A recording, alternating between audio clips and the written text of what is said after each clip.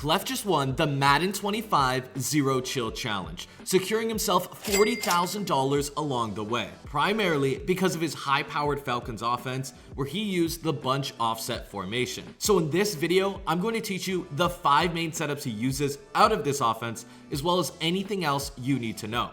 The first combo Cleff used to have a ton of success is from the play corner out dig, and to set it up, he would streak his tight end and block his halfback. Then he would make the read all at once on the bunch side of the field. If the opponent overcommitted to covering the corner by switch sticking or running cover 2, the tight end will be a wide open touchdown. Otherwise, the corner route will often be left wide open for an easy TD as it gets over any flat zones. And don't mind my boy Slim Ghost, big shout out to him for hosting Cleff's quarterfinal game versus Fancy. Now let's go over how this route combo beats pretty much every coverage in the game. So normally people are running cover 4 drop online and it looks something like this. And to set up this play, we're gonna streak our tight end, then block our running back, and the final route combo looks something like this. Now if they are in a cover 4 drop, your main reads should be the in route and the corner route before it reaches the deep zone. So let me show you what I mean. Snap the ball, wait about a half second, and you're gonna see you can cut off this corner route right before it gets to the deep zone. And if I go on instant replay, you're also going to see that this in route is also wide open in the middle of the field. So you have 2 great options versus cover 4, and that'll work the exact same way versus cover 3. Now the other coverage that you may play quite a lot of is cover 2. And a lot of people will want to stop this out route. So in essence, the majority of the time, people will be in cover 2 hard flat. But the corner route will be open regardless of it's cover 2 hard flat or just regular cover 2. So what you're going to see here is that I'm going to set it up exactly the same, and we're going to have both the tight end and this corner route wide open for a gigantic gain. And that's how Cleff got 2 touchdowns against Fancy, and he got 1 touchdown against Velas by throwing the tight end streak in between the 2 safeties. And this is also a wide open touchdown.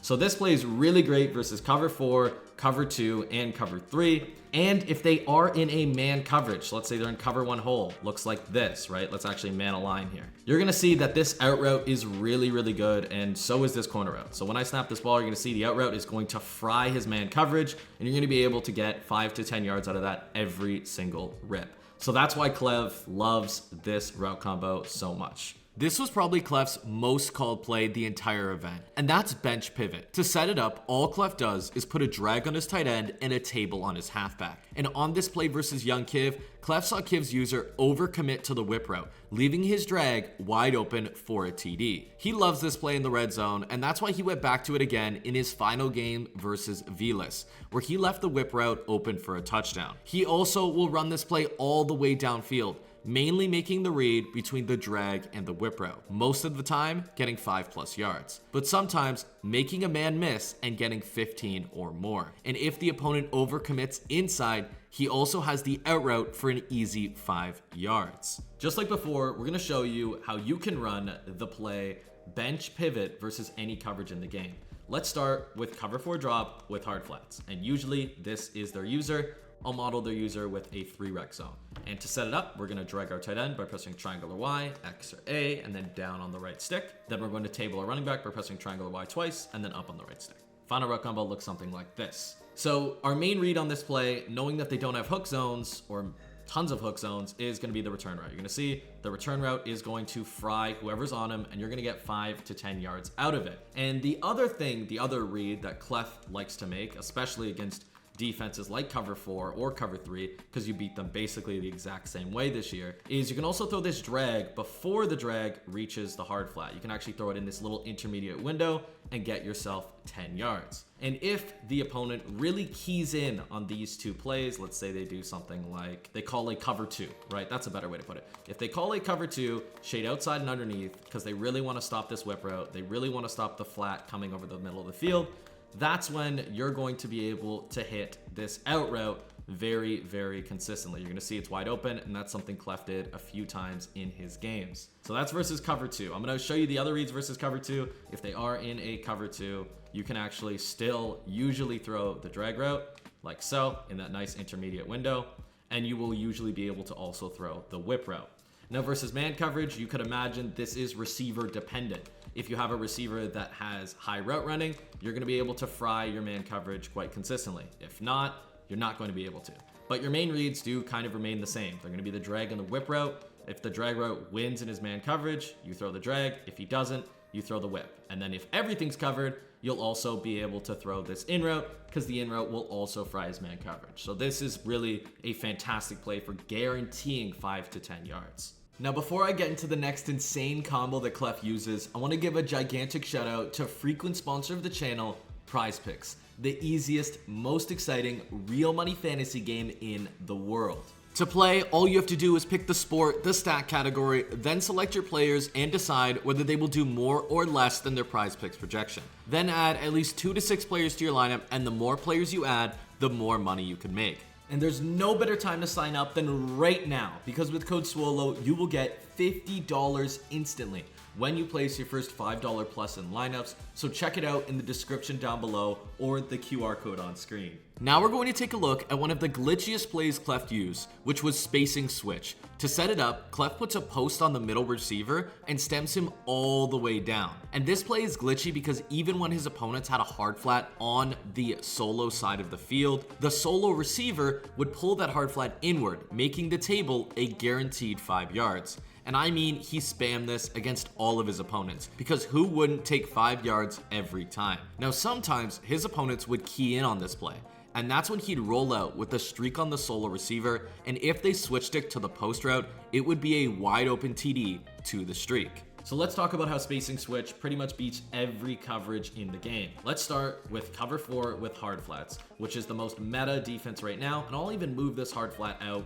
to see if it can go cover that table route. To set it up, all Cleff does is put a post on the R1 receiver and then stems him all the way down. And really the main read here is the running back, because we're gonna wait for the hard flat to pull inside. You see him stutter step inside, and you're gonna be able to throw the running back for an easy 5 yards. Now, if they do decide to run a cover 2, let's say with hard flats, because they wanna go play it, they bring it down, they wanna make sure that they are able to play this running back table route. Well, that's when Cleff would put a streak on his square receiver, and the majority of the time, this streak would be wide open to the sideline, and he would get it for a pretty easy 10 to 15 yard gain. And sometimes if it got outside of the deep half, he would get an even bigger gain. Now, that's cover 4 quarters, same thing with really cover 3.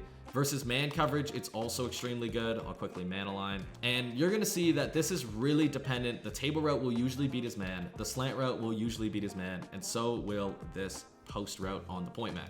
So you just make a read between all those players, find the open one, and you're gonna be in very, very good shape. Despite me taking a sack there, you can actually see that this player fried his man coverage, and that would have been a gigantic gain, right? That's versus man coverage. But if you actually look, there's a lot more reads on this field that you haven't seen Cleff make, right? So if we ignore the running back here just for a moment, you can actually see that the slant route is open, right? As soon as the hard flat pulls out, you can also throw the slant route as long as they don't user it. You'll also be able to notice that the hitch route on X will often be open, especially if the user tries to key in on that slant route. You're gonna see that if you wait about a half second, that little hitch on X is wide open. So you really do have a lot of opportunity on this play. And I guess the last thing that I do want to break down is if they are playing their zones a bit deeper, let's say they're in a cover 2 with cloud flats, that's when you can really take advantage of this out route on circle. So just wait about a half second, he's gonna cut out